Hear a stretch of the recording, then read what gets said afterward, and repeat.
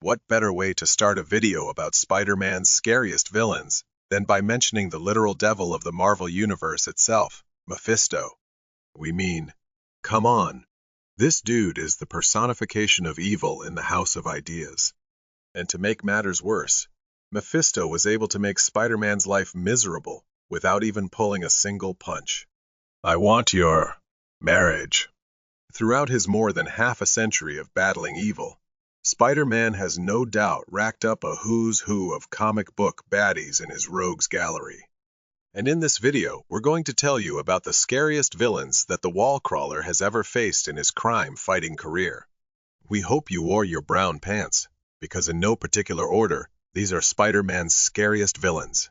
All Mephisto had to do was strike a deal with Peter Parker. That is to say, in exchange for letting the comatose Aunt May to live, Mephisto was going to take a huge chunk of Spider-Man's history with him.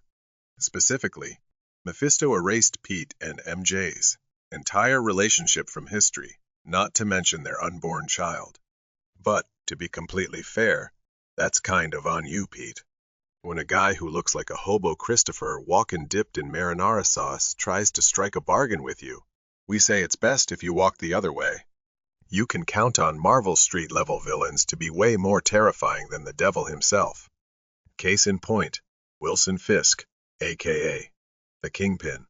This dude literally made Peter Parker's life a living hell, and he didn't even need superpowers to do it.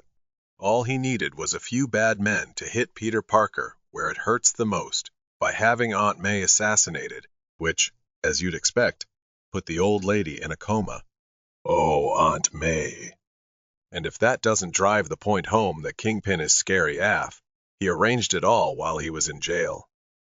As far as Ambiance is concerned, it's not quite what I would have chosen for the grand finale of our association.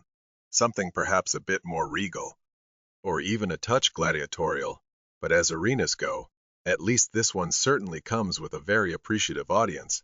Wouldn't you say, Mr. Parker? On the bright side, Spider-Man did give Kingpin a well-deserved beating when he uncovered the truth behind the assassination plot. Still, that doesn't discount the fact that Wilson Fisk is one scary man who most superheroes should definitely steer clear from. Hey kiddies, it's Carnage time. Looks like I got a new lease on life, and I know the best way to celebrate. Can anyone spell Slaughterfest? Carnage isn't your ordinary symbiote. For one, it's way more deadlier than his pappy, Venom, because the Carnage symbiote gestated and grew on Earth. As a result, it's become more powerful than even the wall crawler or the lethal protector combined. Think of Carnage as Venom on steroids. It's got the same power set, but it's jacked up all the way up to 11.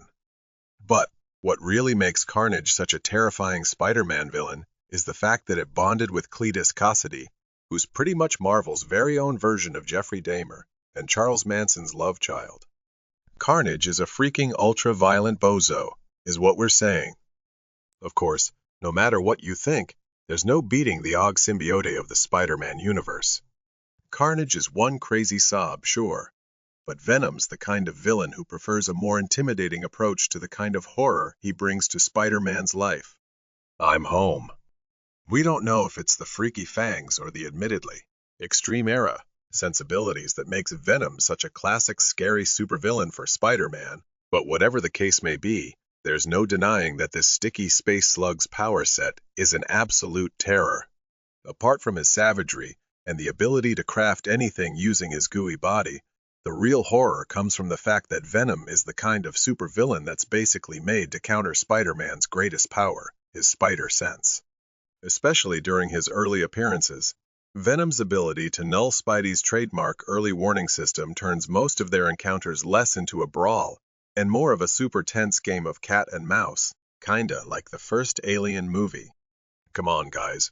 Of course we're going to add Norman Osborn here, aka the Green Goblin.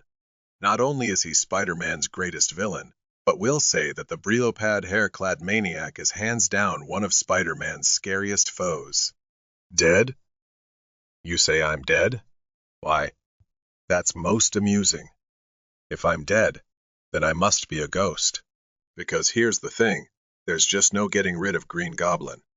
And, sure, Norman might not have the intimidating physique of Venom or the brutality of Carnage. But you know what he has? Results. Over the decades, the Green Goblin, or, more specifically, Norman Osborn, has repeatedly made Peter Parker's life an absolute hell. For one, Green Goblin orchestrated a series of events that had Peter believe that his Aunt May's dead. He killed Ben Reilly, Peter's clone and the closest thing that the man ever got to a brother. He's tried to bury Aunt May alive, too.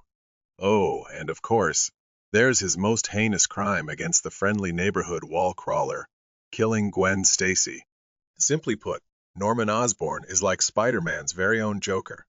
Except instead of doing something stupid like squirting laughing toxin in your face, or transforming the fish in your city in your image, Norman will just bone your girlfriend while you're away. And he's gonna bone her hard. What about you guys? Which Spider-Man villains do you think are the scariest? Let us know in the comments section below. And for more amazing pop culture videos, don't forget to hit like, subscribe to our channel, and ring that notification bell. We'll see you soon, only here at KRTV Marvel.